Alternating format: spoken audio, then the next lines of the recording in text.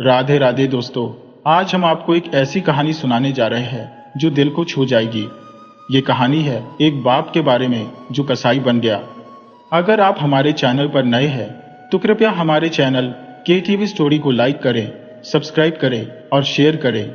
बहुत समय पहले की बात है। एक गांव में एक ग्वाला अपनी पत्नी और 2 बच्चों के साथ रहता था। ग्वाला होने के कारण उसके पास बहुत सारी गायें और बछड़े थे जिन्हें वह जंगल में चराने ले जाता था। वह उनके दूध, दही और घी बेचकर अपने परिवार का पालन पोषण करता था। वह जितना कमाता था उसमें उसकी पत्नी संतुष्ट थी और बच्चों की परवरिश कर रही थी। लेकिन कहते हैं ना कि समय सबका एक सा नहीं रहता। एक दिन ग्वाले की पत्नी की मृत्यु हो गई। अब ग्वाले पर बच्चों की जिम्मेदारी आ गई। कहते हैं कि अगर पिता की मृत्यु हो जाए तो माँ बच्चों को संभाल लेती है और उनका पालन पोषण कर सकती है। लेकिन अगर माँ की मृत्यु हो जाए तो पिता बच्चों का सही तरीके से पालन पोषण नहीं कर पाता। ग्वाला गायों को चराने जाता था लेकिन बच्चों के लिए भोजन तैयार नहीं कर पाता था, जिससे वो बहुत दुखी रहने लगा। बच्चे छोटे थे, बेटी 10-12 साल की और बेटा 8-9 साल का। कुछ समय तो उसने ऐसे ही बिता दिया, लेकिन फिर उसने दूसरी शादी कर ली। दूसरी पत्नी घर में आ गई, लेकिन वह बच्चों को बिल्कुल पसंद नहीं करती थी। ग्वाला अपनी दूसरी पत्नी में व्यस्त हो गया। अब बेटा 12 साल का हो गया था और सौतेली माँ को वह बिल्कुल पसंद नहीं था। वह अपने पति से कहती, तुम क्यों जंगल जाते हो? ये लड़का कब काम आएगा? ये जंगल क्यों नहीं जाता? अब बेचारा लड़का सुबह जंगल जाता और शाम को गायों और बछड़ों को चराकर घर लाता।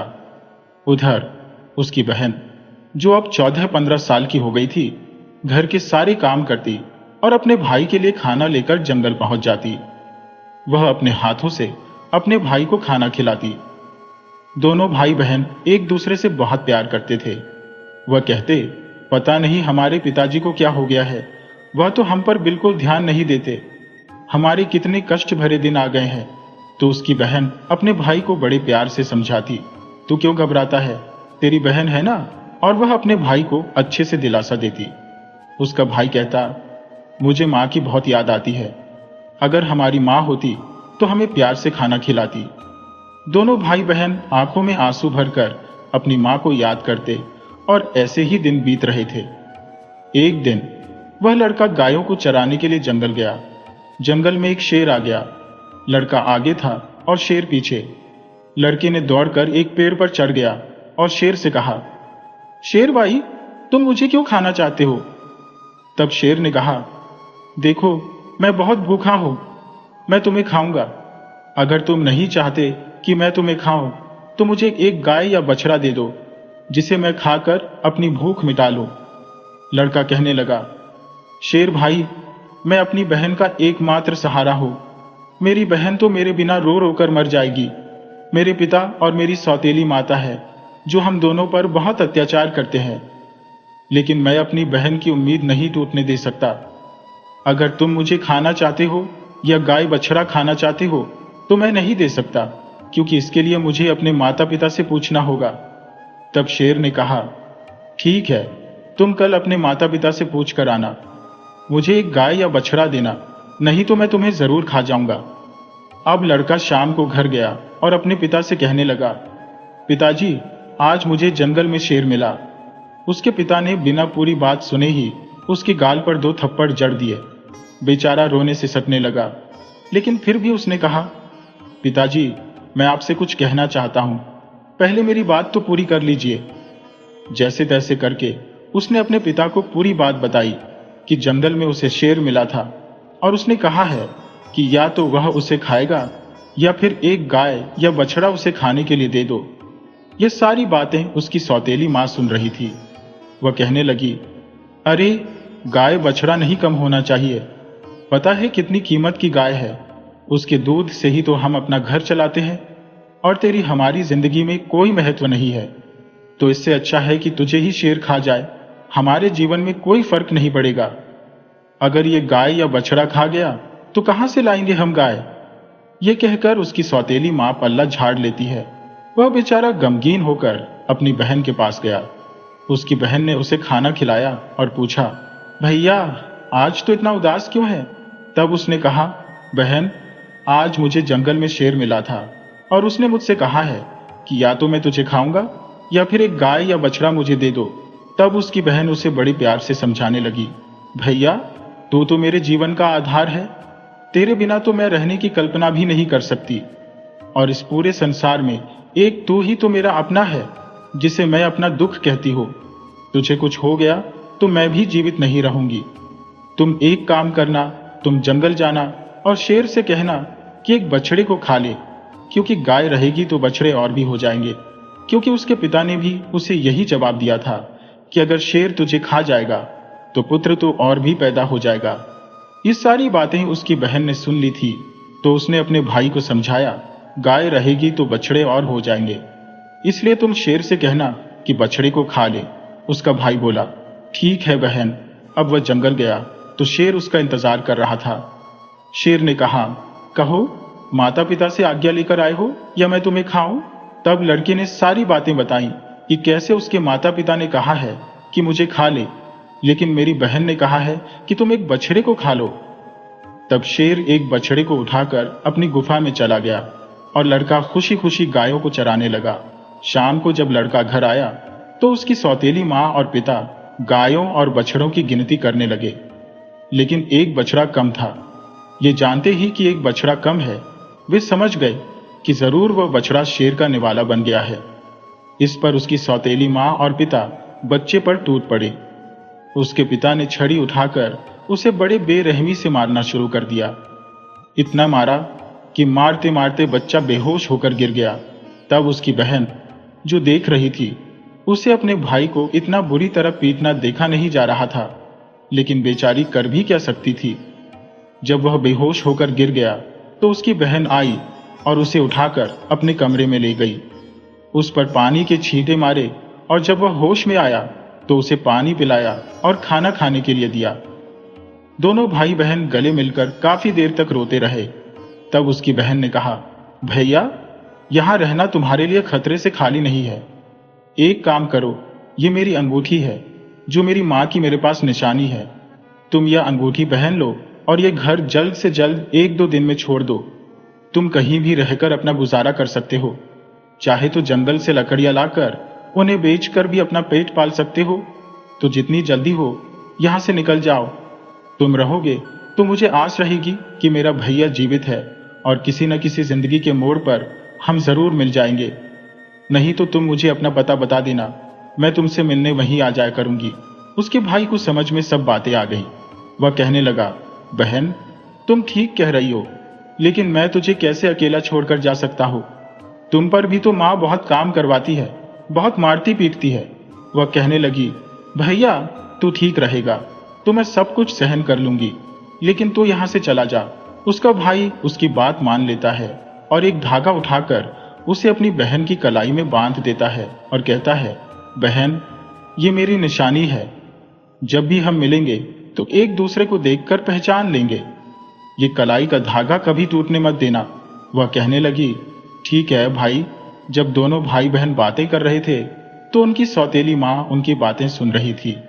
वह कहने लगी, अच्छा तो ये बात है, इनको अच्छा मजा चकाती हो। अब जब लड़का और लड़की सो गए तो उसकी सौतेली माँ ने अपने पति को जगाया और कहा, मुझे तो इस लड़के का मांस खाना है। उसका पति कहने लगा, कोई बात नहीं, तुम्हारी ज्यादा इच्छा हो रही है तो मैं उसका मांस लाकर देता हूँ। वह इतना निर्दयी, इतना कठोर हृदय का हो गया, इतना कसाई हो गया कि उसने कुल्हाड़ी उठाई और लड़के को उसकी बहन के पास से सोता हुआ उठाकर बाहर ले गया और कुल्हाड़ी से उसके छोटे छोटे टुकड़े कर दिए। उन टुकड़ों को लाकर वह अपनी पत्नी से बोला, ये लो मनचाहा ताल कर खा लो। तब उसकी पत्नी ने उन टुकड़ों को उठाया और उन्हें तलकर बनाने लगी। उनमें अच्छे से नमक, मिर्च, तेल डालकर जब उन्हें तलने लगी तो उसने एक थाली में अपने पति को परोस दिया और एक थाली अपने लिए परोस ली।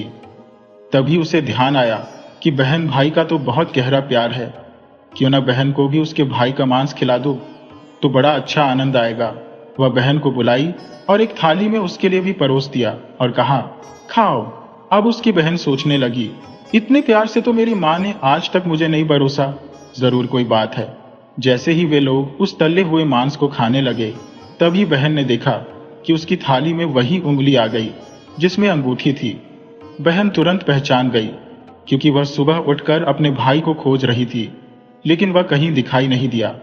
उसने सोचा कि शायद भैया सुबह सुबह जंगल चला गया होगा, लेकिन अब उसका शक यकीन में बदल गया। वह बहुत जोर जोर से अपने कमरे में जाकर रोने चिल्लाने लगी, मेरे भाई को इन लोगों ने मार दिया। अब मैं बिन भाई की बहन हो गई, मेरा कौन दुख सुख सुनेगा। तभी उसे याद आया कि कहते हैं कि इंसान की मुक्ति तब तक नहीं होती जब तक उसकी अस्थियां नदी में विसर्जित नहीं की जाती। तभी उसने सोचा, मेरे भाई की तो मुक्ति भी नहीं होगी, ये तो मेरे भाई को खा गए। तभी उसने अपने भाई की वह उंगली उठाई और उसे लेकर दौड़ती हुई नदी के किनारे पहुंच गई। वह उंगली को अपने हाथों में लेकर जोर जोर से विलाप कर रही थी।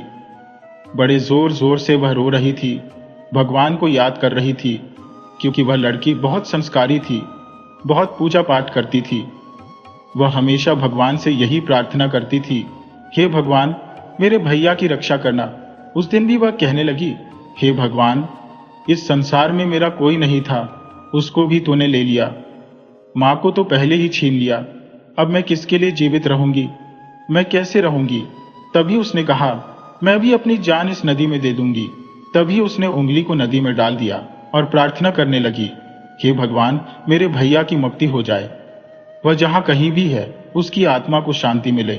तभी जब वह नदी में कूदने वाली थी, उसने देखा कि जो उंगली उसने नदी में डाली थी उससे एक तोता बन गया और वह तोता उड़कर पास के पेड़ की डाल पर बैठ गया।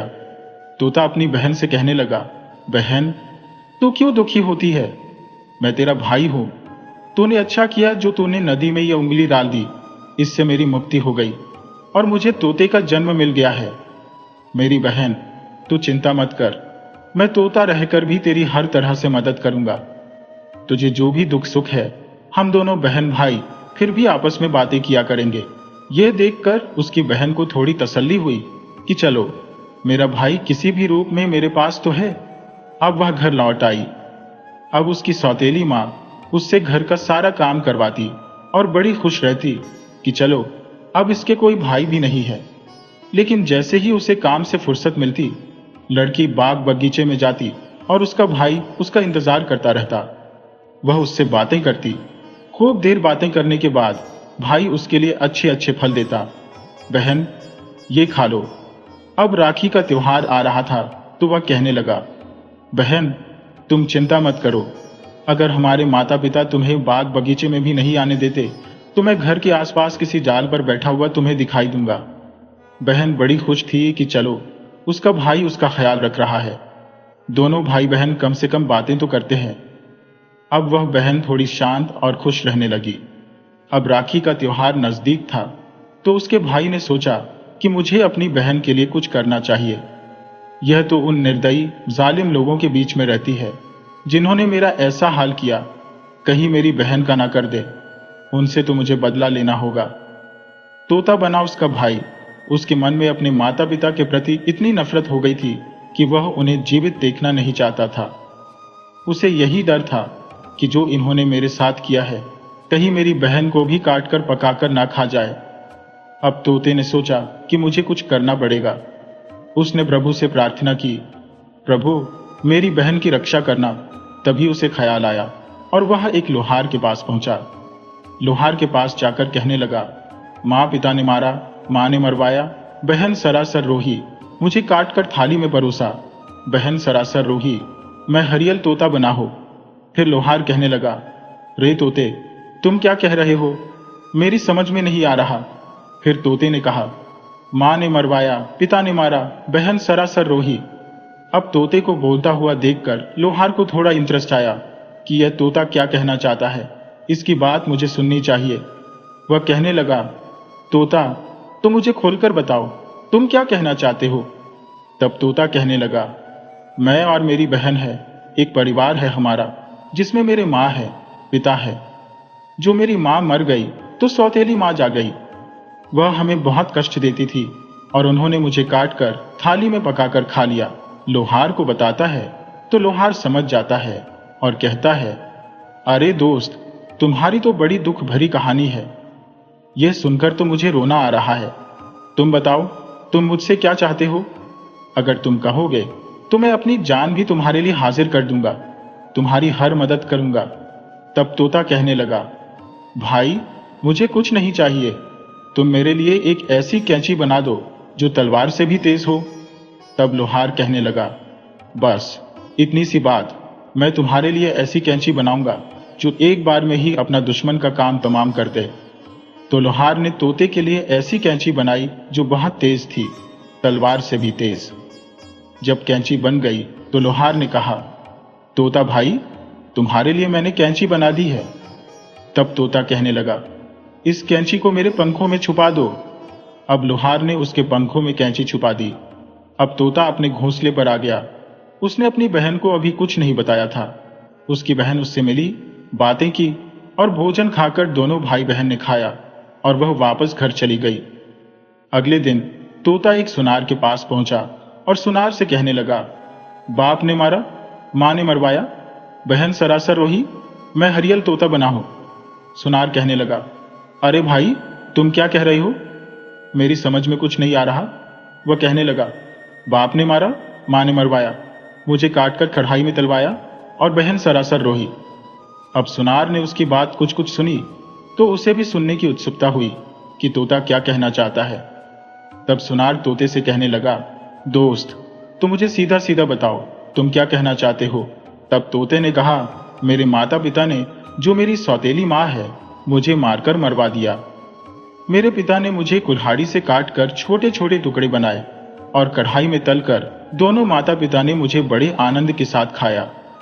मेरी बहन को भी उन्होंने मुझे परोस दिया, लेकिन उसमें उंगली आ गई तो मेरी बहन ने उसे नदी में डाल दिया, जिससे मुझे तोते का जन्म मिल गया।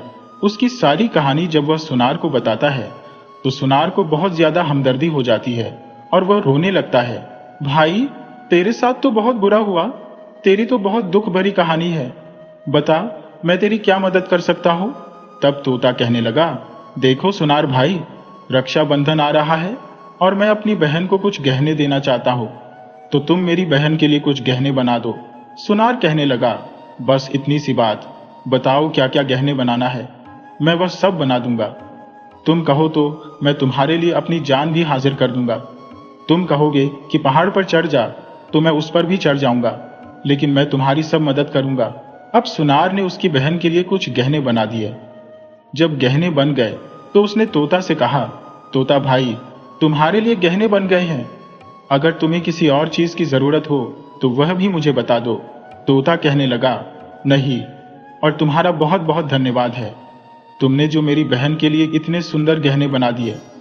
अब एक काम करो, ये गहने मेरी गर्दन में डाल दो। और सुनार ने गहने उसकी गर्दन में डाल दिए। तोता वहां से उड़कर उसी पेड़ पर आ गया जहां वह रहता था। अब जब रक्षाबंधन आया, उसकी बहन उसे राखी बांधने के लिए आई तो दोनों भाई बहन बहुत खुश हुए। उसने सारे गहने अपनी बहन को दे दिए। गहने पाकर बहन बहुत खुश हुई तो उसने कहा, भैया तुम्हारे पास ये कहां से आए। तब वह कहने लगा, मेरा एक सुनार दोस्त है, उसने मुझे दिए हैं। जब उसकी सौतेली मां ने गहने देखे तो वह काजल भूल गई और उसे मारते हुए बोली, ये गहने कहां से चोरी करके लाई है। लड़की कहने लगी, मां मैंने कहीं चोरी नहीं की, ये तो मेरे भाई ने मुझे दिए हैं जो एक तोता है। वह पूरी बात नहीं बताती कि वह मेरा भाई तोता बन गया है, नहीं तो मेरी मां उसे मार देगी। तो वह कहती है, एक तोता है, उसके साथ मैं बोलती बतलाती हूँ, उसे मैंने भाई बना लिया है, उसी तोते ने मुझे ये गहने दिए हैं। यह सुनकर उसकी मां सोचने लगती है, ऐसा कौन सा तोता हो गया है, एक भाई से तो अभी पीछा छूटा था, अब यह दूसरा भाई भी हो गया है। तभी उसकी मां अगले दिन जंगल में उस तोते को ढूंढने के लिए जाती है। तभी एक डाल पर बैठा हुआ तोता दिखाई देता है। वह तोते को पकड़ने की बहुत कोशिश करती है, लेकिन तोता उसके हाथ नहीं आता। वह जाल बिछाती है कि तोता फंस जाए, लेकिन तोता उसके जाल में नहीं फंसता। वह थककर बैठ जाती है और फिर कोशिश करती है कि यह तोता मेरे हाथ में आ जाए तो मैं इसकी गर्दन मरोड़ दूं। इसको भाई बहन का प्यार बहुत ज्यादा चढ़ गया है, भाई बनने का। मैं देखती हूं, मैं सुबह से शाम तक उसके पीछे दौड़ दौड़ कर थक जाती हूं, लेकिन तोते को नहीं पकड़ पाती। अब वह घर आती है तो उसका सारा गुस्सा लड़की पर निकलता है। वह उससे सारे गहने छीन लेती है और कहती है, कंपनी है, बड़ी आई भैया वाली, तुझे किसने कहा गहने पहनने के लिए? ला इधर दे। और सारे गहने छीन लेती है।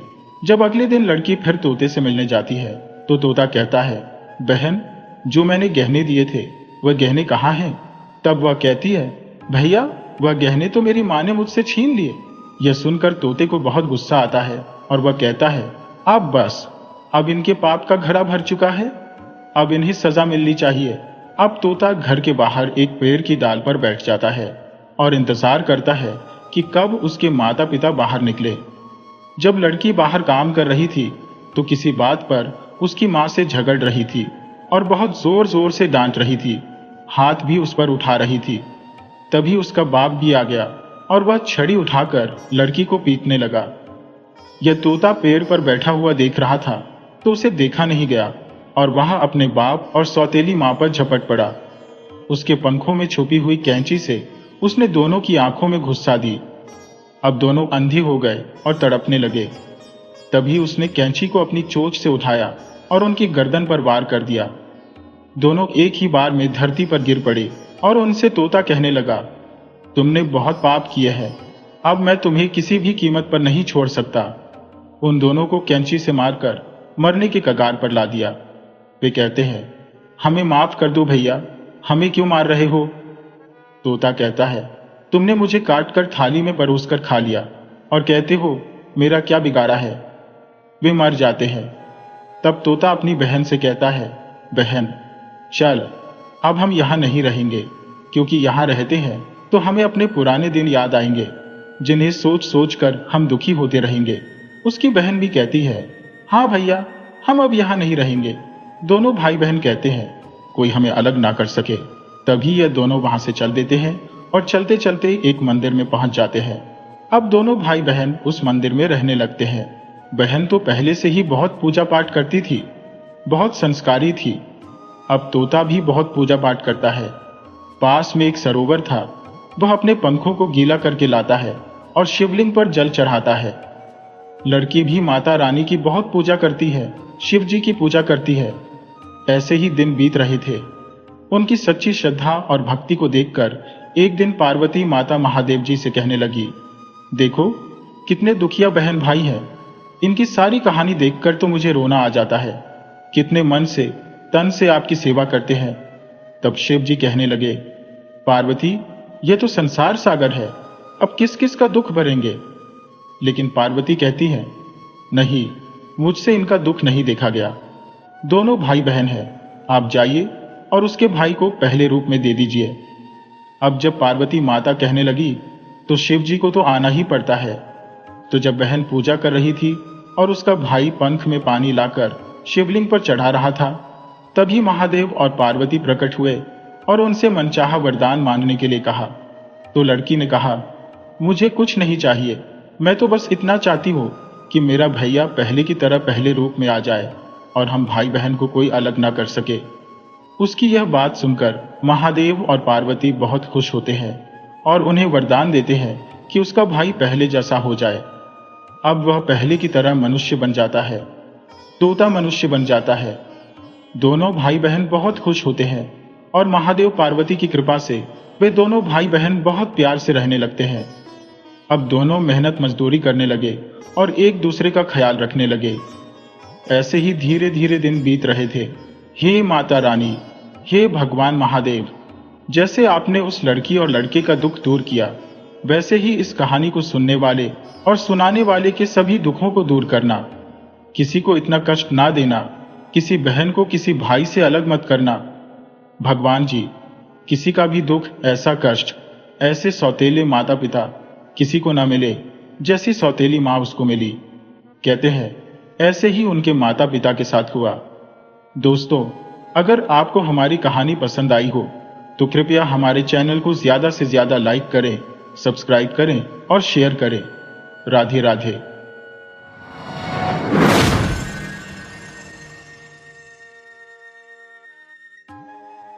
बात उस जमाने की है जब करमपुर नाम के एक राज्य पर जयंत नाम के एक राजा का राज्य था। नगर में चारों तरफ शांति ही शांति थी। राजा जयंत एक बहुत ही समझदार राजा था। उसके आसपास के राजाओं में अक्सर भयंकर युद्ध होते रहते थे, लेकिन राजा जयंत अपनी कुटिल राजनीति की मदद से अपने आसपास के राजाओं के साथ मित्रता का व्यवहार बनाकर रखता था। पड़ोसी राजा भी राजा जयंत की बात हमेशा मानते थे, जिसके चलते कई युद्ध टल चुके थे। यही वजह थी कि राजा का सम्मान आस पड़ोस के राज्य के लोग भी करते थे, और वह सम्मान करते भी क्यों ना, क्योंकि युद्ध से आज तक किसका भला हुआ है। राजा जयंत अपना हर फैसला प्रजा की भलाई के लिए लेता था। राजा की पत्नी, जिसका नाम चंपावती था, वह बहुत ही सरल स्वभाव की थी। राजमहलों में रहते हुए भी उसके मन में बिल्कुल भी घमंड नहीं था। राजा और रानी की एक बेटी थी, जिसकी उम्र अभी 5 वर्ष की थी। राजा रानी अपनी बेटी से बहुत ही प्यार करते थे। राजकुमारी का नाम था रूपाली। रूपाली बचपन से ही बहुत सुंदर थी और वह बिल्कुल एक गुड़िया जैसी लगती थी।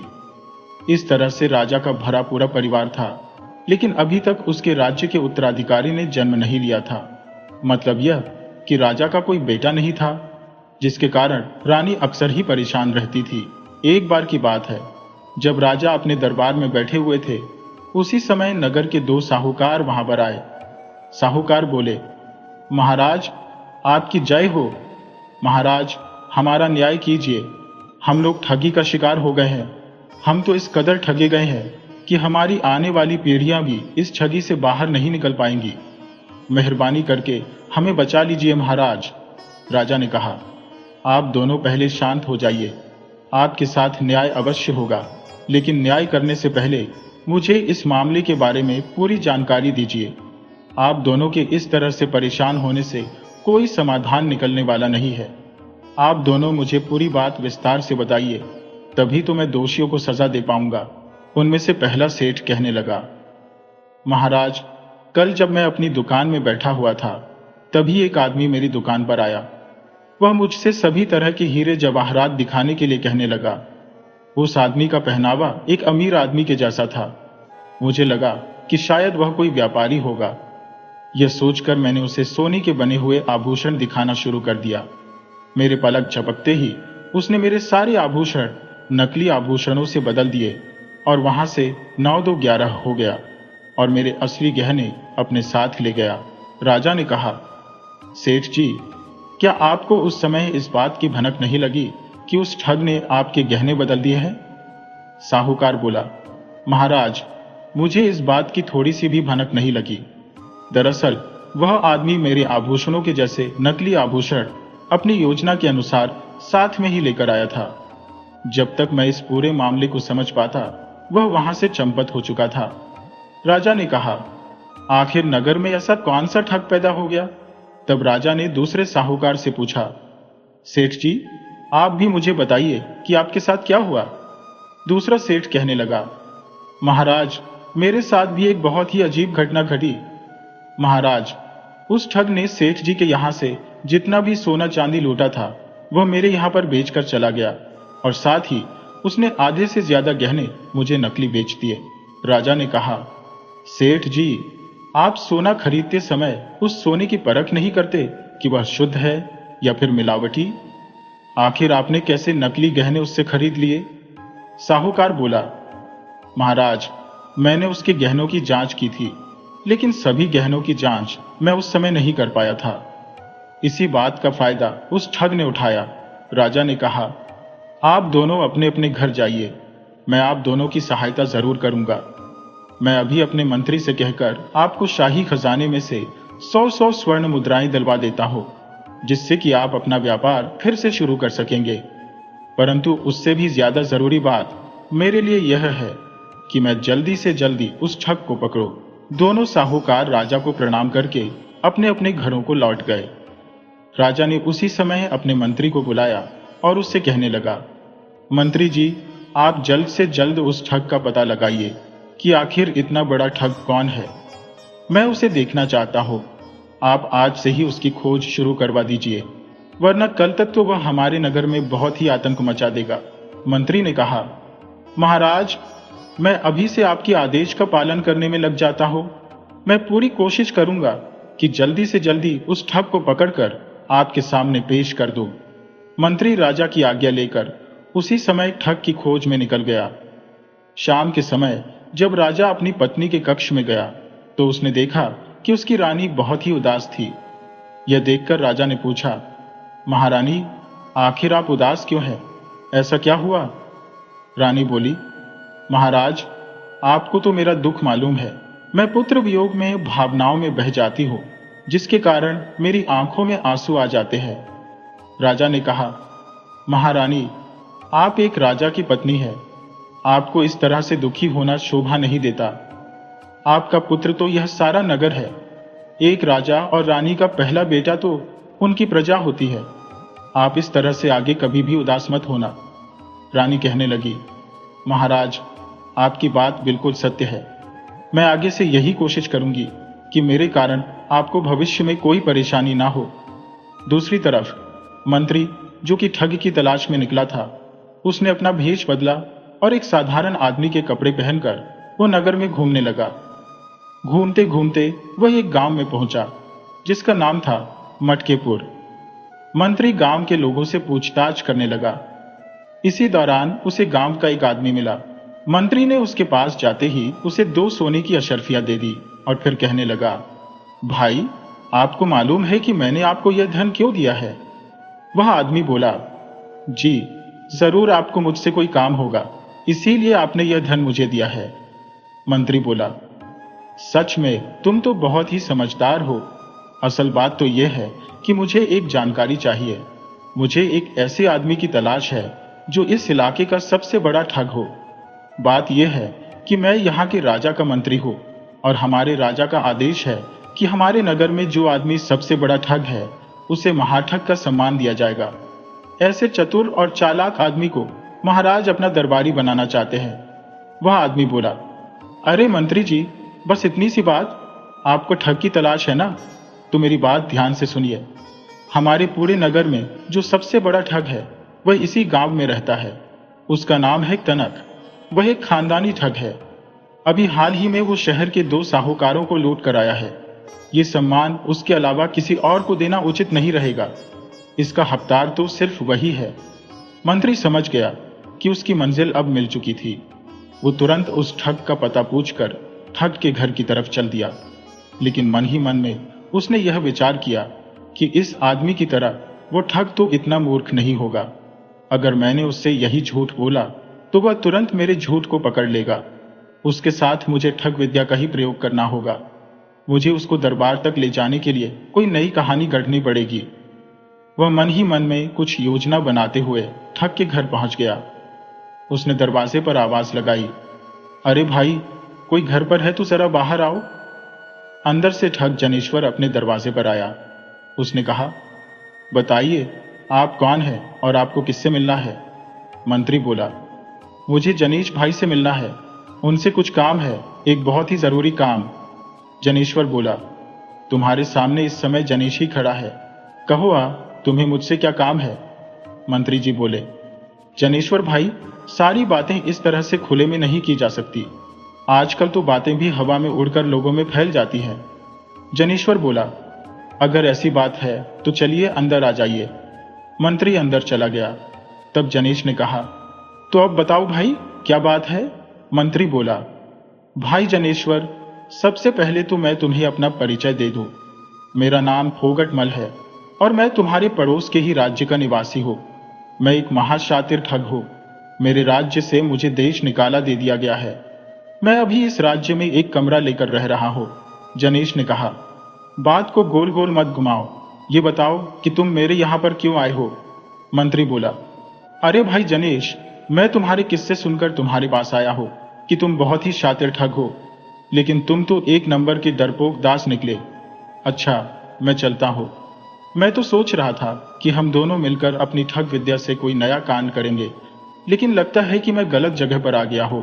यह सुनकर जनेश ने मुस्कुराते हुए कहा, भाई, तुम बिल्कुल सही जगह पर आए हो। दरअसल मैं ही इस राज्य का सबसे बड़ा ठग हूं। मैंने तो बड़े बड़े सेठों को ठगा है, लेकिन राजा और उसके आदमियों को अभी तक इस बात की भनक नहीं लगी। मंत्री ने मन ही मन में सोचा, अरे धूर्त, तो कितना बड़ा ठग है, ये तो राज दरबार में ही पता चलेगा। और फिर मंत्री बोला, भाई जनेश्वर, तुम मेरी योजना को समझ लो। दरअसल मैं चाहता हूँ कि यह रोज रोज का धंधा ही खत्म हो जाए। हम दोनों मिलकर एक ही बार में इतना बड़ा हाथ मारेंगे कि सारी जिंदगी बैठकर खाएंगे। कनक के मन में अब लालच आ गया और वह बोला, अरे भाई, जल्दी बताओ, भला ऐसी कौन सी तरकीब है? मंत्री ने कहा, उसके लिए हमें राज दरबार में चलना होगा। मैंने वहां पर सारा इंतजाम कर दिया है। बस हमें वहां पर जाना है और कुछ दिनों तक राजा के महल में नौकरी करनी है। मेरे ही गिरोह के 2-3 आदमी राजा के वहां पर पहले से ही मौजूद रहेंगे। कुछ दिन तक वहां पर नौकरी करने के बाद हम वहां का सारा माल लेकर चंपत हो जाएंगे। जनेश्वर ने कहा, भैया, तो देर किस बात की है? चलो हम लोग महल की तरफ चलते हैं। इसके बाद मंत्री जनेश्वर को लेकर राजमहल में जा पहुंचा। जब वे दोनों राजा के सामने गए तो कनक पहली बार जिंदगी में राजा के सामने आया था। वह मन ही मन में बहुत ही खुश भी था, लेकिन उसके पांव तले से जमीन तब खिसक गई जब उसने अपने साथी को एक मंत्री के रूप में बदलते हुए देखा। महल में पहुंचकर मंत्री ने कहा, सैनिकों, गिरफ्तार कर लो इस आदमी को। यह इस नगर का सबसे बड़ा ठग कनक है। इसके बाद मंत्री ने राजा से कहा, महाराज, आप इस ठग को सजा सुनाइए। राजा ने कहा, धूर्त आदमी, तू इस तरह से ठगी करता है? तुझे मालूम नहीं कि मैं अपने नगर में चोर बदमाशों को नहीं रहने देता? यह सब देखकर कनक घबरा गया और हाथ जोड़कर कहने लगा, महाराज, मुझे माफ कर दीजिए। मैं ठगा हुआ धन अभी वापस लौटा दूंगा, लेकिन आप मुझे सजा मत दीजिए। आज के बाद मैं सारे गलत काम छोड़ दूंगा, क्योंकि अब मेरी आंखें खुल चुकी हैं। राजा ने कहा, यह तो अच्छी बात है कि तुम सारे गलत काम छोड़ दोगे, लेकिन जो गलत काम तुम कर चुके हो उसकी सजा तो तुम्हें भुगतनी ही पड़ेगी। और तुम्हारे लिए सजा यह है कि तुम इसी वक्त यह राज्य छोड़कर चले जाओ। तुम्हें देश निकाला दिया जाता है। तुम्हारा घर और संपत्ति जब्त कर ली जाएगी और तुम अब सारी जिंदगी इस राज्य में कभी पांव मत रखना, वरना तुम्हें मृत्यु दंड दे दिया जाएगा। राजा की बात सुनकर ठग कनक घबरा गया और वह राज्य छोड़कर वहां से दूसरे राज्य की तरफ चला गया। कनक के चले जाने के बाद मंत्री ने कहा, महाराज, आपने यह एक गलत फैसला ले लिया। आपको इस ठग को सजा के तौर पर अपने कारागार में बंद करवा देना चाहिए था, क्योंकि भविष्य में यह खुले सांड की तरह हम पर हमला कर सकता है, हमें कोई नुकसान पहुंचा सकता है। राजा ने कहा, अरे मंत्री जी, आप इस बात की चिंता न करें। भला इस ठग की क्या मजाल कि यह हमें कोई नुकसान पहुंचाए। दूसरी तरफ कनक उस नगर को छोड़कर दूसरे राज्य में प्रवेश कर चुका था। उसके मन में राजा के लिए बहुत ही क्रोध आ रहा था, लेकिन वह राजा का कुछ बिगाड़ नहीं सकता था। चलते चलते उसे एक संत का आश्रम मिला। उस आश्रम में कई साधु रहते थे। जनेश के मन में यह ख्याल आया कि मुझे राजा से बदला तो लेना है और उसके लिए मुझे कोई नई तरकीब सोचनी होगी। क्यों ना मैं भी इस आश्रम में आसरा ले लूं और मैं भी एक साधु बन जाऊं। उसके बाद उस राजा से मैं अपने अपमान का बदला लूंगा। तब कनक उसी आश्रम में रहने लगा। इसी तरह से कुछ साल बीत गए। एक दिन राजा जयंत अपनी पुत्री को उसके नाना से मिलवाने के बाद वापस जब अपने राज्य लौट रहा था, तो वह उसी जंगल से गुजरा जहां पर उन साधुओं का आश्रम था। जब राजा ने साधुओं का आश्रम देखा तो उसने सोचा, क्यों ना साधु महाराज का आशीर्वाद लेते चलें। और अपनी पुत्री के साथ वह साधु महाराज के आश्रम में चला गया और उनसे आशीर्वाद प्राप्त किया। इस समय तक कनक, जो कि साधु के वेश में वहां पर रह रहा था, उसकी नजर राजा और उसकी बेटी पर पड़ गई। कनक ने राजा को पहचान लिया और उसे यह भी मालूम पड़ गया कि उसके साथ उसकी बेटी है। लेकिन राजा उस ठग को नहीं पहचान पाया, क्योंकि वह ठग एक साधु के वेश में था। जब जनेश ने राजा की बेटी को देखा तो मन ही मन में उसकी नीयत में खोट आ गया। वह सोचने लगा, मुझे किसी भी तरह से राजा की बेटी को हथियाना होगा। इस तरह से मैं राजा से अपने अपमान का बदला भी ले लूंगा और साथ ही इतनी सुंदर राजकुमारी भी मेरे कब्जे में आ जाएगी। राजा और उसकी पुत्री आशीर्वाद लेकर वापस लौट गए। समय का चक्र चला और पुत्र की लालसा में राजा ने बहुत सी कोशिशें की, साधु सन्यासियों के चक्कर लगाए और इस दौरान कई ढोंगी लोगों ने भी राजा का फायदा उठाया, क्योंकि वे लोग जानते थे कि पुत्र को पाने की इच्छा में राजा अंधविश्वासी हो चुका है। किस्मत ने राजा का साथ दिया और इस दौरान रानी ने 2 जुड़वा पुत्रों को जन्म दिया। कुछ समय और बीता। अब राजकुमारी जवान हो चुकी थी और उसके दोनों भाई अब 10-10 वर्ष के हो चुके थे। तब एक दिन रानी ने राजा से कहा, महाराज, हमारी बेटी अब बड़ी हो चुकी है। आपको चाहिए कि उसके विवाह के योग्य कोई सुंदर सा राजकुमार ढूंढकर उसकी शादी करवा दीजिए। आपके तो बहुत सारे राजा मित्र हैं। आप ही एकमात्र ऐसे राजा हो जिसकी पड़ोस के किसी भी राजा से कोई दुश्मनी नहीं है। इसीलिए आप जल्दी ही इस शुभ कार्य को पूरा कीजिए। राजा ने कहा, रानी, आपकी बात पर जल्दी ही मैं गंभीरता से विचार करूंगा। अब तक तो हम अपनी बेटी को बच्चे ही समझ रहे थे, लेकिन आप एक मां हैं। भला आपसे ज्यादा राजकुमारी को कौन समझ सकता है। अब मैं किसी प्रकार पंडित से राजकुमारी की जन्म कुंडली दिखाऊंगा ताकि विवाह के बाद राजकुमारी को कोई परेशानी ना हो। दूसरी तरफ जनेश्वर को आश्रम में रहते हुए काफी समय बीत चुका था और उसके अंदर राजा के प्रति बदले की भावना और भी ज्यादा बढ़ गई थी।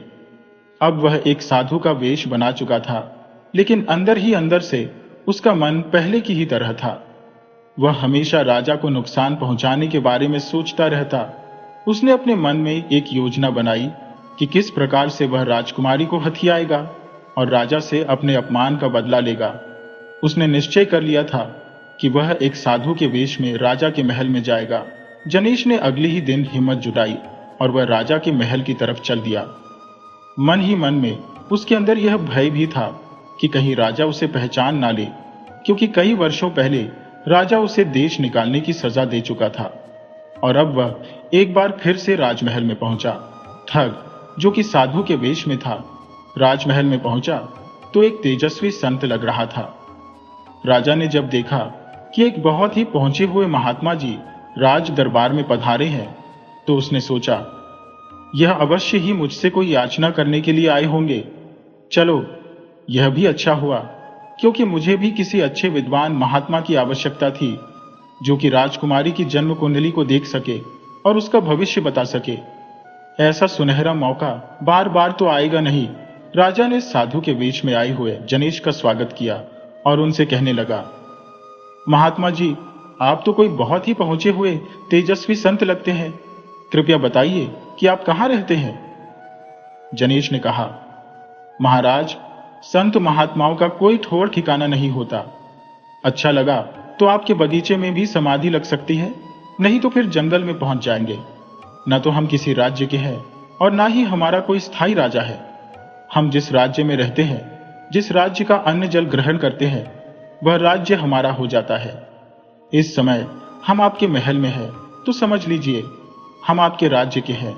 राजा उसकी बातों से बड़ा ही प्रभावित हुआ और बोला, सचमुच आप तो एक बहुत ही पहुंचे हुए महात्मा है। मेरी आपसे प्रार्थना है कि आप मेरी बेटी राजकुमारी की कुंडली देखकर उसका भविष्य बताइए।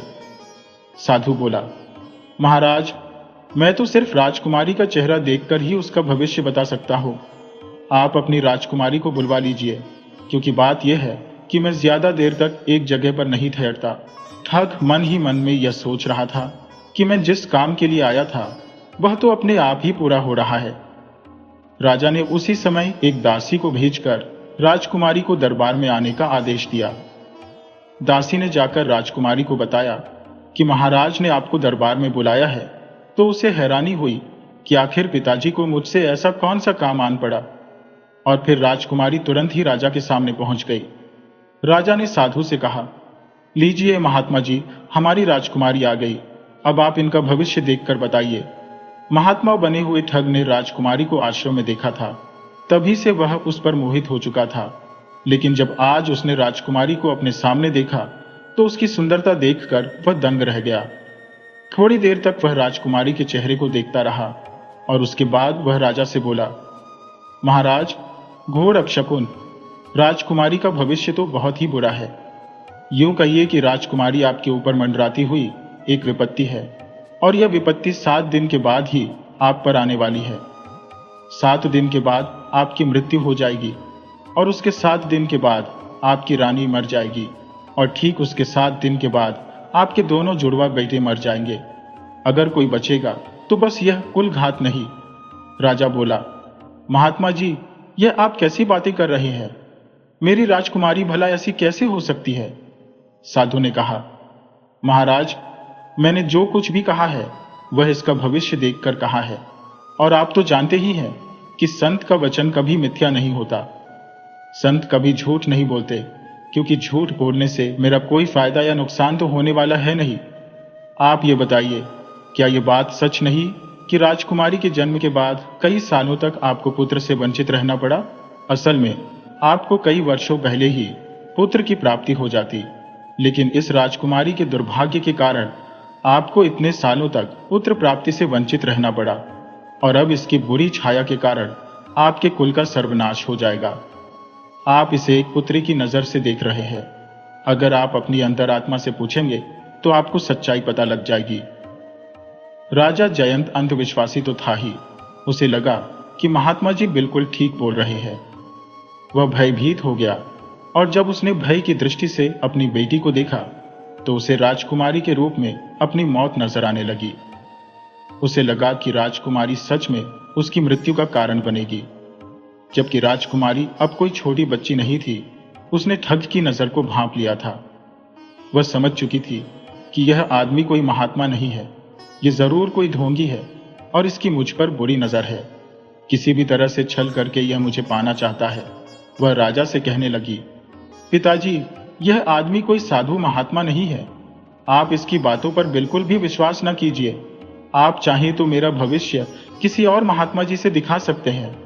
राजा ने कहा, राजकुमारी, ये महात्मा जी झूठ नहीं बोलते, बल्कि ये तो बिल्कुल सच बोल रहे हैं। उसके बाद राजा ने महात्मा से कहा, महात्मा जी, आप मुझे इस मुसीबत से छुटकारा पाने का कोई उपाय बताइए। जनेश ने राजा से कहा, महाराज, आपके पास अब बस एक ही रास्ता है, और वह यह है कि राजकुमारी की हत्या कर दी जाए। परंतु यदि आपने अपनी पुत्री की हत्या की तो आपको पुत्री हत्या का पाप लगेगा, और इसके लिए आपको नरक में जाना पड़ेगा।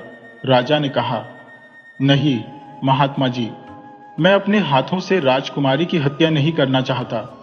आप कोई ऐसा उपाय बताइए जिससे सांप भी मर जाए और लाठी भी न टूटे। तब साधु ने कहा, महाराज, आप एक बड़े से लकड़ी के संदूक में राजकुमारी को बंद करके नदी में बहा दीजिए। यह बहते हुए किसी दूसरे राज्य में चली जाएगी। वहां पर वह संदूक जिसके भी हाथ लगेगा और संदूक में से राजकुमारी को बाहर निकालेगा तो यह मुसीबत उसके सिर चली जाएगी। मेरी मानिए तो यह शुभ कार्य आप आज ही कर डालिए। अब आपको तो पता है कि मैं एक जगह पर ज्यादा देर तक नहीं रुकता। अभी मैं चलता हूं, फिर कभी आपसे मिलूंगा। इतना कहकर महात्मा बना हुआ वह ठग वहां से चला गया। अब वह अपने मकसद में बहुत हद तक कामयाब हो चुका था। उसे पूरा विश्वास था कि राजा कुछ ही देर में राजकुमारी को संदूक में बंद करके नदी में बहा देगा। वह सोचने लगा, मुझे अब नदी के किनारे किनारे 4-5 मील दूर जाकर बैठना चाहिए। जब वह बहता हुआ संदूक मेरे पास आएगा तो मैं उसे निकाल लूंगा, और फिर उसे उठाकर मैं अपने घर ले जाऊंगा। इस तरह से राजकुमारी हमेशा के लिए मेरी हो जाएगी। इस तरह के ख्याली पुलाव बनाते हुए वह ठग आगे चलने लगा। इधर राजकुमारी राजा से अपनी जान बख्श देने की दुहाई दे रही थी। उसने रानी से भी बहुत विनती की, मैं कोई मुसीबत नहीं हूं, मैं तो आपकी बेटी हूं। परंतु राजा और रानी ने राजकुमारी की कोई बात नहीं सुनी, और अपनी जान बचाने के लिए राजकुमारी को एक बड़े से संदूक में बंद करवा के नगर के पास ही एक नदी में बहा दिया।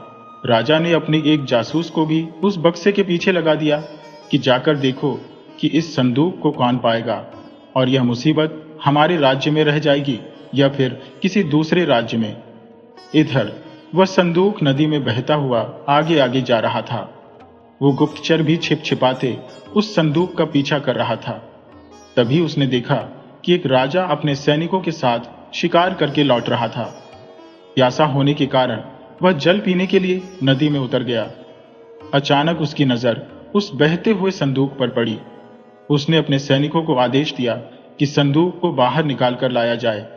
सैनिक संदूक को नदी से बाहर ले आए। राजा ने संदूक को बड़े ही ध्यान से देखा। संदूक पर लगे हुए ताले के साथ उसकी चाबी भी थी। चाबी लगाकर संदूक को खोला गया। संदूक खोलने पर राजा चौंक गया। उसके अंदर तो एक बहुत ही सुंदर लड़की थी, और वह भी बिल्कुल ठीक ठाक। राजा सोचने लगा, शायद कुछ देर पहले ही किसी ने इसे बहाया होगा।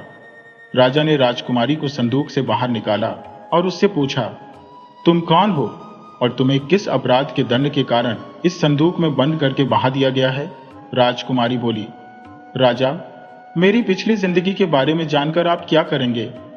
हाँ, मैं आपको इतनी बात बता सकती हूँ कि मैं कोई कलंकिनी नहीं हूं। मैंने ऐसा कोई भी अपराध नहीं किया जिसके लिए मुझे सजा दी जा सके। लेकिन मेरा अपराध सिर्फ इतना है कि मैं एक अंधविश्वासी माता पिता के घर में पैदा हुई। मेरे माता पिता को एक ढोंगी साधु ने यह कह दिया था कि मैं उनके लिए विपत्ति हूं। बस मेरे माता पिता ने बिना सोचे समझे मुझे इस संदूक में बंद करवा दिया। यह तो अच्छा हुआ कि यह संदूक आपके हाथ लग गया, वरना वह साधु भी इसी नदी के किनारे पर कहीं आसपास ही इस संदूक का इंतजार कर रहा होगा। राजा ने कहा, तुम्हारी कहानी तो बड़ी ही विचित्र है, परंतु तुम निराश मत होना। नियति ने तुम्हें मेरी रानी बनाने के लिए भेजा है, क्योंकि मेरे गुरु ने मुझे बताया था कि जब मुझे इस तरह से नदी के किनारे पर कोई लड़की मिलेगी तो वही मेरी पत्नी बनेगी और वह मेरे राज्य के लिए बहुत ही भाग्यशाली होगी। तो हे सुंदर राजकुमारी, मैं तुम्हारे सामने यह प्रार्थना करता हूं कि क्या तुम मेरी पत्नी बनना स्वीकार करोगी? राजकुमारी बोली, हे राजन, आप यह प्रार्थना करके मुझे शर्मिंदा कर रही है, क्योंकि मुझे इस संदूक से बाहर निकालकर आपने मेरे प्राणों की रक्षा की है। मेरा तो रोम रोम अब आपका हो चुका है। आप तो सिर्फ आदेश कीजिए, मैं आपका हर आदेश मानने को तैयार हूं। अगर आप मुझे अपनी रानी बनाना चाहते हैं तो मुझसे ज्यादा सौभाग्यशाली भला कौन दूसरी होगी। आपका हर फैसला मुझे मंजूर है, परंतु इससे पहले मैं यह चाहती हूं कि उस ढोंगी साधु को भी दंड मिलना चाहिए। राजा ने कहा, हाँ राजकुमारी, उस ढोंगी साधु को भी दंड अवश्य मिलेगा। मैंने जंगल में शिकार करते हुए एक भालू को पकड़ा है जिसे पिंजरे में बंद रखा गया है। अब उसे पिंजरे की जरूरत नहीं है, बल्कि उसे तो संदूक की जरूरत है। राजा ने उस भालू को बड़े संदूक में बंद कर दिया और फिर पानी में बहा दिया। राजा राजकुमारी को साथ लेकर अपने नगर को चला गया। इधर वो जासूस जो संदूक का पीछा कर रहा था, उसने देखा कि संदूक बहता हुआ आगे जाने लगा, और बहते बहते जब वह साधु बने हुए ठग के पास पहुंचा तो ठग ने संदूक को पानी से बाहर निकाल लिया, और फिर उसने साधु की नकली दाढ़ी मूछ, भगवा वस्त्र, सब कुछ नदी में बहा दिया। अब वह एक साधारण मनुष्य की भांति दिख रहा था। उसने संदूक को किसी तरह से उठाया और अपने घर की तरफ चल दिया। वह संदूक उठाए घर की तरफ चला जा रहा था। उस समय आधी रात हो चुकी थी। वह मन ही मन में सोच रहा था कि अब तो राजकुमारी मेरे कब्जे में आ गई। जब वह अपने घर पहुंचा तो उसने संदूक को एक कमरे में बंद किया। दूसरी तरफ वह जासूस अभी तक उसका पीछा कर रहा था। वह कमरे के अंदर तो नहीं जा सकता था, लेकिन अंजाम तो वह जानता था कि अब आगे क्या होने वाला है।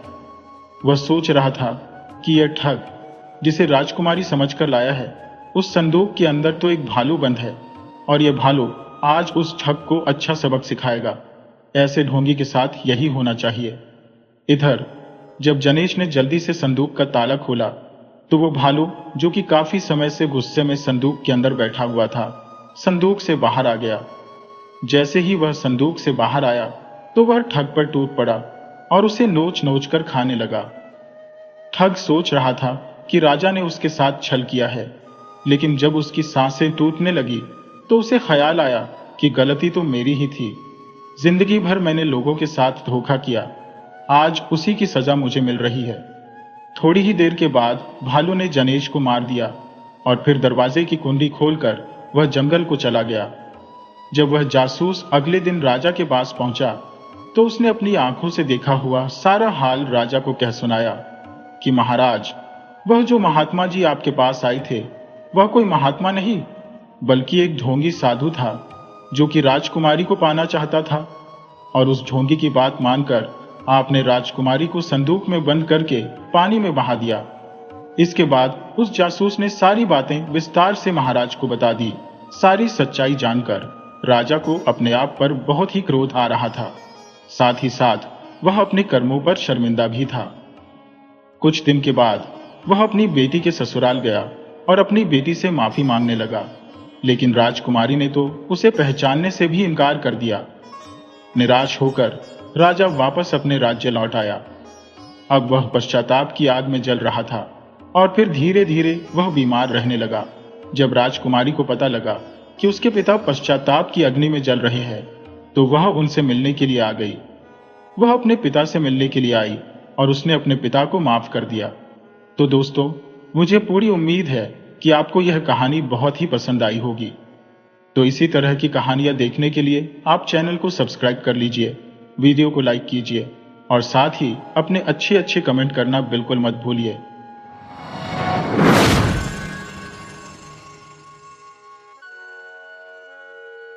एक समय एक गांव में एक धनी किसान रहता था। उसके 3 पुत्र थे, विजय सिपाही, तारा वणिक, सुमंत मूर्ख। गूंगी बहरी मनोरमा नाम की एक कुंवारी कन्या भी थी। विजय तो जाकर किसी राजा की सेना में भर्ती हो गया। तारा ने किसी प्रसिद्ध नगर में सौदागरी की कोठी खोल ली। मूर्ख समुंत और मनोरमा माता पिता के पास रहकर खेती का काम करने लगे। विजय ने सेना में ऊंची पदवी प्राप्त करके एक इलाका मोल ले लिया और एक मालदार पुरुष की कन्या से विवाह कर लिया।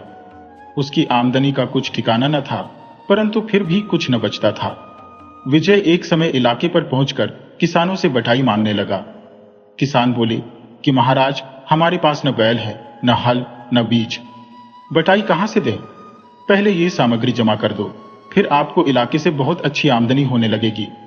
यह सुनकर विजय अपने पिता के पास पहुंचा और बोला, पिताजी, इतना धनी होने पर भी आपने मेरी कुछ सहायता नहीं की। मैंने सेना में काम किया और राजा को प्रसन्न कर एक इलाका मोल लिया। उसके बंधन के लिए धन की जरूरत है। मैं तीसरे भाग का हिस्सेदार हूं, इसलिए मेरा भाग मुझे दे दीजिए कि अपना इलाका ठीक करूं। पिता, भला मैं पूछता हूं कि तुमने नौकरी पर रहते हुए कभी कुछ धन भी भेजा? सब काम सुमंत करता है। मेरी समझ में तुम्हें तीसरा भाग देना सुमंत और मनोरमा के साथ अन्याय करना है। विजय, सुमंत तो मूर्ख है, मनोरमा गूंगी और बाहरी है। उन्हें धन का क्या काम है? वे धन से क्या लाभ उठा सकते हैं? पिता, अच्छा, सुमंत से पूछ लो। पिता के पूछने पर सुमंत ने प्रसन्नता पूर्वक यही कहा कि विजय को उसका तीसरा भाग दे देना चाहिए। विजय तीसरा भाग लेकर राजा के पास चला गया।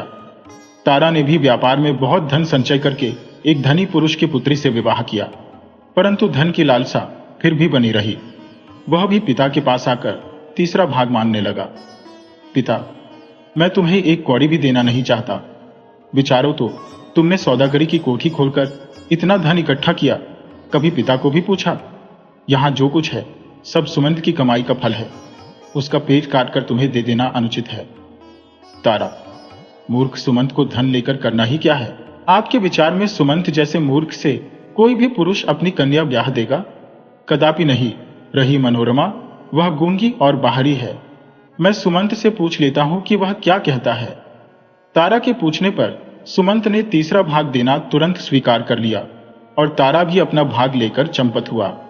सुमंत के पास जो कुछ सामान बच रहा, उसी से खेती का काम करके माता पिता की सेवा करने लगा। यह कौतुक देखकर अधर्म बड़ा दुखी हुआ कि भाइयों ने परित सहित धन बांट लिया।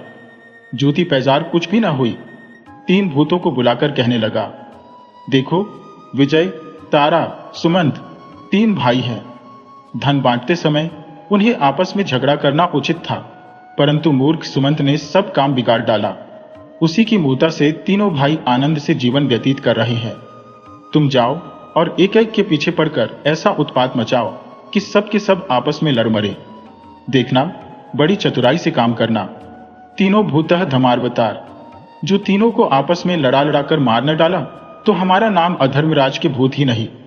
अधर्म, वाह वाह, शाबाश। जाओ, मगर जो बिना काम पूरा किए लौटे तो खाल खींच लूंगा। इतना समझ लो। तीनों भूत चलकर एक झील के किनारे बैठ गए और यह निश्चय किया कि कौन कौन किस किस भाई के पीछे लगे, और साथ ही नियम बांध दिया कि जिस भूत का कार्य पहले समाप्त हो जाए वह तुरंत दूसरे भूतों की सहायता करे। कुछ दिन पीछे वे तीनों फिर उसी झील पर जमा हुए और अपनी अपनी कथा कहने लगे। पहला, भाई साहब, मेरा काम तो बन गया। विजय भागकर पिता की शरण लेने के सिवाय अब और कुछ नहीं कर सकता। दूसरा, बताओ तो उसे कैसे फांसा? पहला, मैंने विजय को इतना घमंडी बना दिया कि वह एक दिन राजा से कहने लगा कि महाराज, यदि आप मुझे सेनापति की पदवी पर नियत कर दें तो मैं आपको सारे जगत का चक्रवर्ती राजा बना दूं। राजा ने उसे तुरंत सेनापति बनाकर आज्ञा दी कि लंका के राजा को पराजित कर दो। बस फिर क्या था, लगी युद्ध की तैयारियां होने। लड़ाई छिड़ने से एक रात पहले मैंने विजय का सारा बारूद गीला कर दिया। उधर लंका के राजा के लिए घास के अनगिनत सिपाही बना दिए। दोनों सेनाओं के सम्मुख होने पर विजय के सिपाहियों ने घास के बने हुए अनंत योद्धाओं को देखा तो उनके छक्के छोड़ गए। विजय ने गोले फेंकने का हुक्म दिया। बारूद गीली हो ही चुकी थी, तोपें आग कहां से देती। फल यह हुआ कि विजय की सेना को भागना ही पड़ा। राजा ने क्रोध करके उसका बड़ा अपमान किया। उसका इलाका छिन गया। इस समय वह बंदी खाने में कैद है। बस केवल यह काम शेष रह गया कि उसे बंदी खाने से निकालकर उसको पिता के घर पहुंचा दूं। फिर छुट्टी है, जो चाहे उसकी सहायता के लिए तैयार हूं। दूसरा, मेरा कार्य भी सिद्ध हो गया है। तुम्हारी सहायता की कोई आवश्यकता नहीं। तारा को पहले तो मोटा करके आलसी बनाया, फिर इतना लोभी बना दिया कि वह संसार भर का माल ले लेकर कोठरी भरने लगा। उसकी खरीद अभी तक जारी है। उसका सब धन खर्च हो गया और अब उधार रुपया लेकर माल ले रहा है। एक सप्ताह में उसका सब माल सत्यानाश कर दूंगा और तब उसे सिवाय पिता की शरण जाने के और कोई उपाय न रहेगा। तीसरा, भाई, हमारा हाल तो बड़ा पतला है। पहले मैंने सुमंत के पीने के पानी में पेट में दर्द उत्पन्न करने वाली बूटी मिलाई, फिर खेत में जाकर धरती को ऐसा कड़ा कर दिया कि उस पर हल न चल सके। मैं समझता था कि पीड़ा के कारण वह खेत बाहने न आएगा, परंतु वह तो बड़ा ही मूढ़ है। आया और हल चलाने लगा। हाय हाय करता जाता था, परंतु हल हाथ से न छोड़ता था। मैंने हल तोड़ दिया। वह घर जाकर दूसरा ले आया। मैंने धरती में घुसकर हल की आनी पकड़ ली। उसने ऐसा धक्का मारा कि मेरे हाथ कटते कटते बचे। उसने केवल एक टुकड़े के सिवाय बाकी सारा खेत बाह लिया है। यदि तुम मेरी सहायता न करोगे तो सारा खेल बिगड़ जाएगा, क्योंकि यदि वह इस प्रकार खेतों को बहाता और बोता रहा तो उसके भाई भूखे नहीं मर सकते। फिर बैर भाव किस भांति उत्पन्न हो सकता है। सुखपूर्वक उनका पालन पोषण करता रहेगा। पहला, कुछ चिंता नहीं, देखा जाएगा। घबराओ नहीं, कल अवश्य तुम्हारे पास आऊंगा। 3 सुमंत हल चला रहा था। अचानक पैर एक झाड़ी में फंस गया। उसे अचंभा हुआ कि खेत में तो कोई झाड़ी न थी, ये कहां से आई। बात यह थी कि भूत ने झाड़ी बनाकर सुमंत की टांग पकड़ ली थी। सुमंत ने हाथ डालकर झाड़ी को जड़ से उखाड़ डाला। देखा तो उसमें काले रंग का एक भूत बैठा हुआ है। सुमंता गला दबाकर बोला, दबाऊं गला? भूता, मुझे छोड़ दो, मुझसे जो कहोगे वही करूंगा। सुमंता, तुम क्या कर सकते हो? भूता, सब कुछ। सुमंता, मेरे पेट में दर्द हो रहा है, उसे अच्छा कर दो। भूता, बहुत अच्छा। भूत ने धरती में से 3 बूटियां लाकर एक बूटी सुमंत को खिला दी। दर्द बंद हो गया और दूसरी 2 बूटियां सुमंत को देकर बोला, जिसको एक बूटी खिला दोगे उसके सब रोग तत्काल दूर हो जाएंगे। अब मुझे जाने की आज्ञा दो, मैं फिर कभी ना आऊंगा। सुमंता, हाँ जाओ, परमात्मा तुम्हारा भला करे। परमात्मा का नाम सुनते ही भूत रसातल चला गया। केवल वहां एक छेद रह गया। सुमंत ने दूसरी 2 बूटियां पगड़ी में बांध ली और घर चला आया। देखा कि विजय और उसकी स्त्री आए हुए हैं। बड़ा प्रसन्न हुआ। विजय बोला, भाई सुमंत, जब तक मुझे नौकरी न मिले तुम हम दोनों को यहां रख सकते हो। सुमंता, क्यों नहीं, आपका घर है, आप आनंद से रहिए। भोजन करते समय विजय की सभ्य स्त्री पति से बोली कि सुमंत की शरीर से मुझे दुर्गंध आती है, इसे बाहर भेज दो। विजय, सुमंत, मेरी स्त्री कहती है कि तुम्हारे शरीर से दुर्गंध आती है, पास बैठा नहीं जाता, तुम बाहर जाकर भोजन कर लो। सुमंता, बहुत अच्छा, तुम्हें कष्ट ना हो। दूसरे दिन विजय वाला भूत खेत में आकर सुमंत वाले भूत को खोजने लगा। कहीं पता नहीं मिला। खेत के एक कोने पर छेद दिखाई दिया। भूत जान गया कि साथ ही काम आया और खेत जुत चुका। क्या हुआ, चरावर में चलकर इस मूर्ख को देखता हो। सुमंत के चरावर में पहुंचकर उसने इतना पानी छोड़ा कि सारी घास उसमें डूब गई। इतने में सुमंत वहां आकर हंसुए से घास काटने लगा। हंसुए का मुंह मुड़ गया, घास किसी तरह न कटती थी। सुमंत ने सोचा कि यहाँ वृथा समय गंवाने से क्या लाभ होगा, पहले हंसुआ तेज करना चाहिए। रहा काम, यह तो मेरा धर्म है। 1 सप्ताह क्यों न लग जाए, मैं घास काटे बिना यहां से चला जाऊं। मेरा नाम सुमंत नहीं। सुमंत घर जाकर हंसुआ ठीक कर लाया। भूत ने हंसुआ को पकड़ने का साहस किया, परंतु पकड़ न सका, क्योंकि सुमंत लगातार घास काटे जाता था। जब केवल घास का एक छोटा सा टुकड़ा शेष रह गया तो भूत भागकर उसमें जा छिपा। सुमंत कब रुकने वाला था, वह वहां पहुंचकर घास काटने लगा। भूत वहां से भागा। भागते समय उसकी पूंछ कट गई। भूत ने विचारा कि चलो जई के खेतों में चलें, देखें जई कैसे काटता है। वहां जाकर देखा तो जई कटी पड़ी है। भूत ने विचार किया कि यह मूर्ख बड़ा चांडाल है, दिन निकलने नहीं दिया, रात रात में सारी जई काट डाली। ये दुष्ट तो रात को भी काम में लगा रहता है। अच्छा, खलिहान में चलकर इसका भूसा सड़ाता हूं। भूत भागकर चरी में छिप गया। सुमंत गाड़ी लेकर चरी लादने के लिए खलिहान में पहुंचा। एक एक पूली उठाकर गाड़ी में रखने लगा कि एक पूला में से भूत निकल पड़ा। सुमंता, अरे दुष्ट, तू फिर आया? भूता, मैं दूसरा हूं, पहला मेरा भाई था।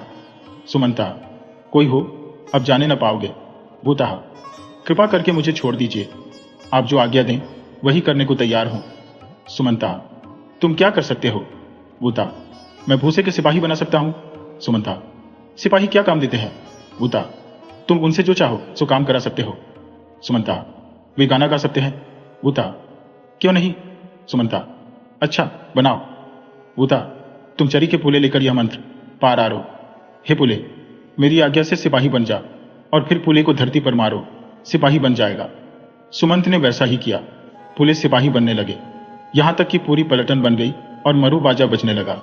सुमंता हंसकर, वाह भाई वाह, यह तो खूब तमाशा है, इसे देखकर बालक बहुत प्रसन्न होंगे। भूता, आज्ञा है, अब जाऊं?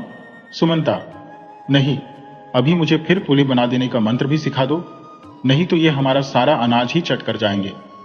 भूत, बस यह मंत्र पार आरो। हे सिपाही, मेरे सेवक, मेरी आज्ञा से फिर पुले बन जाओ, तब यह सब फिर पुले बन जाएंगे। सुमंत ने मंत्र पिया रारा, सब के सब पुले बन गए। भूता, अब जाऊं? आज्ञा है। सुमंता, हां जाओ, भगवान तुम पर दया करे। भगवान का नाम सुनते ही भूत धरती में समा गया। पहले की भांति एक छेद शेष रह गया। सुमंत जब घर लौटा तो देखा कि स्त्री सहित मंझला भाई तारा आया हुआ है।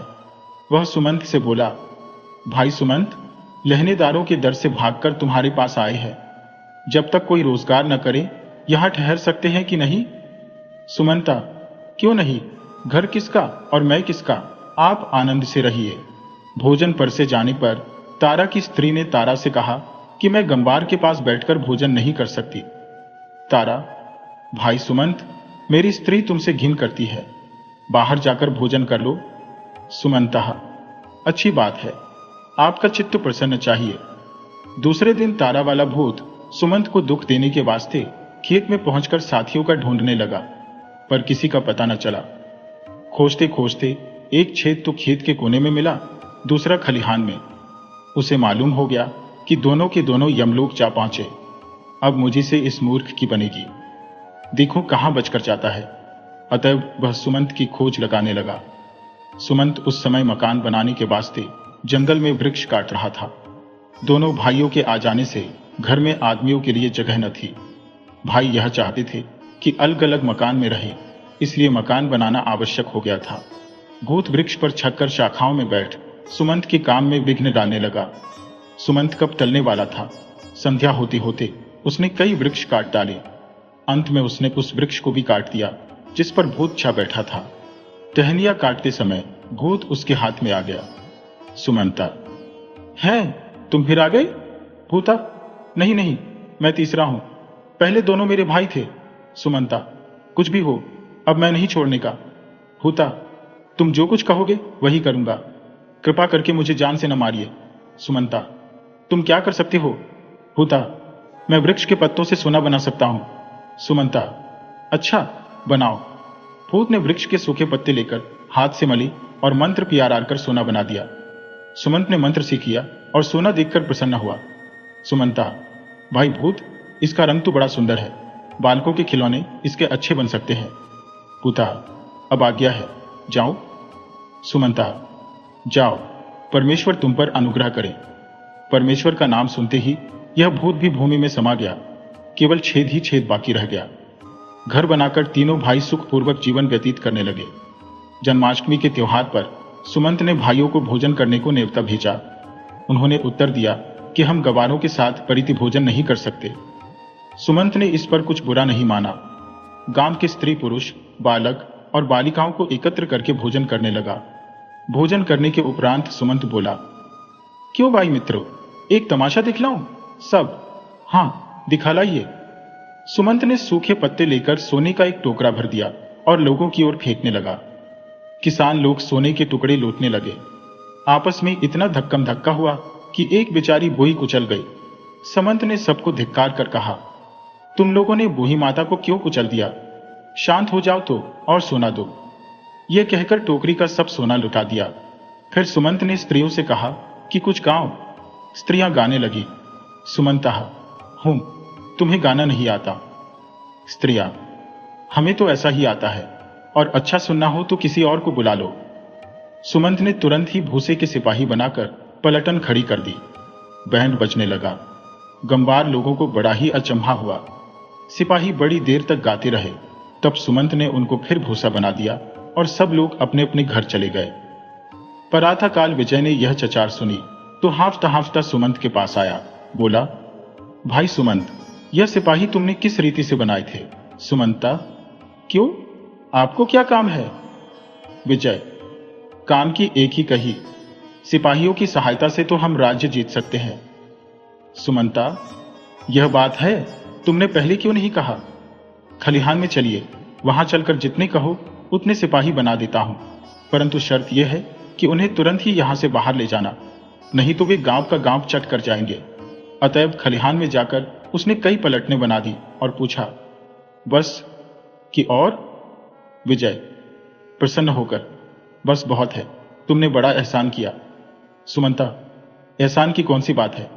अब के वर्ष भूसा बहुत हुआ है, यदि कभी टोटा पड़ जाए तो फिर आ जाना, फिर सिपाही बना दूंगा। अब विजय धरती पर पांव नहीं रखता था। सेना लेकर उसने तुरंत युद्ध करने के वास्ते प्रस्थान कर दिया। विजय के जाते ही तारा भी आ पहुंचा और सुमंत से बोला, भाई साहब, मैंने सुना है कि तुम सोना बना लेते हो। हाय हाय, यदि थोड़ा सा सोना मुझे मिल जाए तो मैं सारे संसार का धन खींच लूं। सुमंता, अच्छा, सोने में यह गुण है, तुमने पहले क्यों नहीं कहा? बतलाओ, कितना सोना बना दो? तारा, 3 टोकरे बना दो। सुमंत ने 3 टोकरे सोना बना दिया। तारा, आपने बड़ी दया की। सुमंता, दया की कौन बात है, जंगल में पत्ते बहुत हैं, यदि कमी हो जाए तो फिर आ जाना, जितना सोना मांगोगे उतना ही बना दूंगा। सोना लेकर तारा व्यापार करने चल दिया। विजय ने सेना की सहायता से एक बड़ा भारी राज्य विजय कर लिया। उधर तारा के धन का भी पारावार न रहा। एक दिन दोनों में मुलाकात हुई, बातें होने लगी। विजय, भाई तारा, मैंने तो अपना राज्य अलग बना लिया और अब चयन करता हूं, परंतु इन सिपाहियों का पेट कहां से भरूं? रुपये की कमी है, सदैव यही चिंता बनी रही है। तारा, तो क्या आप समझते हैं कि मुझे चिंता नहीं है? मेरे धन की गिनती नहीं, पर उसकी रखवाली करने को सिपाही नहीं मिलते। बड़ी विपत्ति में पड़ा हूं। विजय, चलिए सुमंत मूर्ख के पास चलें, मैं तुम्हारे वास्ते थोड़े से सिपाही बनवा दूं और तुम मेरे लिए थोड़ा सा सोना बनवा दो। तारा, हाँ ठीक है, चलिए। दोनों भाई सुमंत के पास पहुंचे। विजय, भाई सुमंत, मेरी सेना में कुछ कमी है, कुछ सिपाही और बना दो। सुमंता, नहीं, अब मैं और सिपाही नहीं बनाता। विजय, पर तुमने वचन जो दिया था, नहीं तो मैं आता ही क्यों? कारण क्या है, क्यों नहीं बनाते? सुमंता, कारण यह कि तुम्हारे सिपाहियों ने एक मनुष्य को मार डाला। कल जब मैं अपना खेत जोत रहा था तो पास से एक अर्थी देखी। मैंने पूछा, कौन मर गया? एक स्त्री ने कहा कि विजय के सिपाहियों ने युद्ध में मेरे पति को मार डाला। मैं तो आज तक केवल यह समझता था कि सिपाही बैंड बजाया करते हैं, परंतु वे तो मनुष्य की जान मारने लगे। ऐसे सिपाही बनाने से तो संसार का नाश हो जाएगा। तारा, अच्छा, यदि सिपाही नहीं बनाते तो मेरे लिए सोना तो थोड़ा सा और बना दो। तुमने वचन दिया था कि कमी हो जाने पर फिर बना दूंगा। सुमंता, हाँ वचन तो दिया था, पर मैं अब सोना भी न बनाऊंगा। तारा, क्यों? सुमंता, इसलिए कि तुम्हारे सोने ने बसंत की लड़की से उसकी गाय छीन ली। तारा, यह कैसे? सुमंता, बसंत की पुत्री के पास एक गाय थी। बालक उसका दूध पीते थे। कल वे बालक मेरे पास दूध मांगने आए। मैंने पूछा कि तुम्हारी गाय कहाँ गई, तो कहने लगे कि तारा का एक सेवक आकर 3 टुकड़े सोने के देकर हमारी गाय ले गया। मैं तो यह जानता था कि सोना बनवा बनवाकर तुम बालकों को बहलाया करोगे, परंतु तुमने तो उनकी गाय ही छीन ली। बस, सोना अब नहीं बन सकता। दोनों भाई निराश होकर लौट पड़े। राह में यह समझौता हुआ कि विजय तारा को कुछ सिपाही दे दे और तारा विजय को कुछ सोना। कुछ दिन बाद धन के बल से तारा ने भी एक राज्य मोल ले लिया और दोनों भाई राजा बनकर आनंद करने लगे। सुमंत गूंगी बहन के सहित खेती का काम करते हुए अपने माता पिता की सेवा करने लगा। एक दिन उसकी कुतिया बीमार हो गई। उसने तत्काल पहले भूत की दी हुई बूटी उसे खिला दी। वह निरोग होकर खेलने कूदने लगी। यह हाल देखकर माता पिता ने इसका ब्यौरा पूछा। सुमंत ने कहा कि मुझे एक भूत ने 2 बूटियां दी थी। वह सब प्रकार के रोगों को दूर कर सकती है। उनमें से एक बूटी मैंने कुतिया को खिला दी। उसी समय दैव गति से वहां के राजा की कन्या बीमार हो गई। राजा ने यह डोंडी पिटवाई थी कि जो पुरुष मेरी कन्या को अच्छा कर देगा उसके साथ उसका विवाह कर दिया जाएगा। माता पिता ने सुमंत से कहा कि यह तो बड़ा अच्छा अवसर है। तुम्हारे पास एक बूटी बची है, जाकर राजा की कन्या को अच्छा कर दो और उम्र भर चैन करो। सुमंत जाने पर राजी हो गया। बाहर आने पर देखा कि द्वार पर कंगाल बोई खड़ी है। बोई, सुमंत, मैंने सुना है कि तुम रोगियों का रोग दूर कर सकते हो। मैं रोग के हाथों बहुत दिनों से कष्ट भोग रही हूं। पेट को रोटियां मिलती ही नहीं, दवा कहां से करूं? तुम मुझे कोई दवा दे दो तो बड़ा यश होगा। सुमंत तो दया का भंडार था। बूटी निकालकर तुरंत बोई को खिला दी। वह चंगी होकर उसे आशीष देती हुई घर को चली गई। माता पिता यह हाल सुनकर बड़े दुखी हुए और कहने लगे कि सुमंत, तुम बड़े मूर्ख हो। कहां राजकन्या और कहां यह कंगाल बोई? भला इस बोई को चंगा करने से तुम्हें क्या मिला? सुमंत, मुझे राजकन्या के रोग दूर करने की भी चिंता है। वहां भी जाता हूं।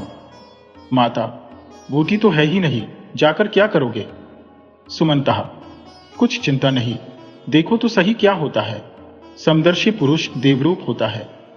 सुमंत के राजमहल पर पहुंचते ही राजकन्या निरोग हो गई। राजा ने अति प्रसन्न होकर उसका विवाह सुमंत के साथ कर दिया। इसके कुछ काल पीछे राजा का देहांत हो गया। पुत्र न होने के कारण वहां का राज सुमंत को मिल गया। अब तीनों भाई राज पदवी पर पहुंच गए। विजय का प्रभाव सूर्य की भांति चमकने लगा। उसने भूसे के सिपाहियों से सचमुच के सिपाही बना दिए। राज्य भर में यह हुक्म जारी कर दिया कि 10 घर पीछे एक मनुष्य सेना में भर्ती किया जाए और कवायद परेड कराकर सेना को अस्त्र शस्त्र विद्या में ऐसा चतुर कर दिया कि जब कोई शत्रु सामना करता तो वह तुरंत उसका विध्वंस कर देता। सारे राजा उसके भय से कांपने लगे। वह अखंड राज करने लगा। तारा बड़ा बुद्धिमान था। उसने धन संचय करने के निमित्त मनुष्यों, घोड़ों, गाड़ियों, जूतों, जुराबों, वस्त्रों, तात्पर्य यह कि जहां तक हो सका सब व्यावहारिक वस्तुओं पर कर बैठा दिया। धन रखने को लोहे की सलाखों वाले पक्के खजाने बना दिए और चोरी चकारी, लूटमार, धन संबंधी झगड़े बंद करने के निमित्त अनगिनत कानून जारी कर दिए। संसार में रुपया ही सब कुछ है। रुपये की भूख से सब लोग आकर उसकी सेवा करने लगे। अब सुमंत मूर्ख की करतूत सुनिए। ससुर का क्रियाकर्म करके उसने राजसी रत्न जटित वस्त्रों को उतारकर संदूक में बंद कर अलग धर दिए। मोटे जोटे कपड़े पहन लिए और किसानों की भांति खेती का काम करने का विचार किया। बैठे बैठे उसका जी उबता था। भोजन न पचता, बदन में चबीर बने लगी। नींद और भूख दोनों जाती रही। उसने अपनी गूंगी बहन और माता पिता को अपने पास बुला लिया और ठीक पहले की भांति खेती का काम करना आरंभ कर दिया। मंत्री, आप तो राजा हैं, आप यह क्या काम करते हैं? सुमंत, तो क्या मैं भूखा मर जाऊं? मुझे तो काम के बिना भूख ही नहीं लगती। करूं तो क्या करूं? दूसरा मंत्री सामने आकर, महाराज, राज्य का प्रबंध किस प्रकार किया जाए? नौकरों को तलब कहां से दे? रुपया तो एक नहीं। सुमंता, यदि रुपया नहीं तो तलब मत दो। मंत्री, तलब लिए बिना काम कौन करेगा? सुमंता, काम कैसा? न करने दो। करने को खेतों में क्या काम थोड़ा है? खाद संभालना, समय पर खेती करना, ये सब काम ही है कि और कुछ? इतने में एक मुकदमे वाले सामने आए।